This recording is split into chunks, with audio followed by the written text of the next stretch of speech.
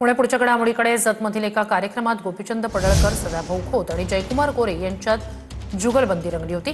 आजच्या जगातला सरसेनापती मल्हारराव होळकर कोण असेल तर त्याचं नाव गोपीचंद पडळकर असल्याचं सदाभाऊ खोत म्हणाले।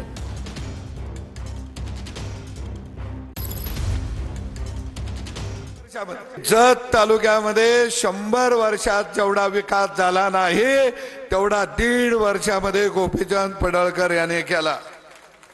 1.5 वर्षामध्ये नगरपालिका आणली, झेडपीचे सदस्य निवडून द्यायला आणले, पंचायत समिती आणले। म्हणजे मी तर म्हणतो आजच्या युगातला सरसेनापती मल्हारराव होळकर कोण असेल तर त्याचं नाव गोपीचंद पडळकर आहे। सदाभाऊ उपस्थित आहेत। सदाभाऊला मी काय त्यांना आमदार म्हणून बोलवलं नाही, माझे मित्र म्हणून बोलवलं नाही। जत तालुक्याची वकिली बिना पैशात करण्याच्यासाठी तुम्हाला बोलावलंय। तुम्ही फक्त जतच बोलायचं, तुम्ही स्वतःचं काही बोलायचं नाही, कारण ते जयाभाऊंचे खास मित्र आहेत।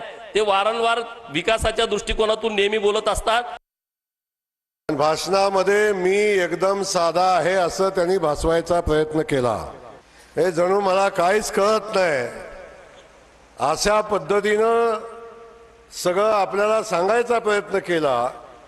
पण तुम्हाला खरं सांगू, या महाराष्ट्रात सगळ्यात चतुर आमदार कोण असेल आणि कुणाला कुठं दाबायचे, कुणाकडून कसं काय आणायचे आणि कितीही दिलं तरी माझं काहीच झालं नाही कसं म्हणायचंय, असं जर शिकायचं असेल तर सदाभाऊकडे ट्रेनिंग घ्यायचंय।